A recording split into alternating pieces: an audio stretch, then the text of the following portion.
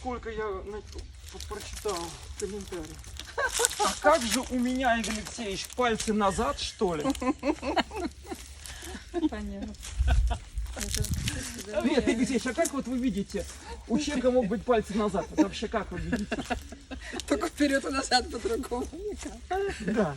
Вот эта часть траектории у нас называется пальцы вперед. Да, что такое вперед? Это значит, ты не выкручиваешь вот так вот голеностоп. Вреден тем, что это макрос. Если ты выкручиваешь его здесь вот так по-женски, то он у тебя здесь с макросом, с напряжением идет. Когда у тебя пальцы вперед, это все, нога обнуленная. Ты просто вот, она ничего не стоит, понимаете? Вот ничего не стоит.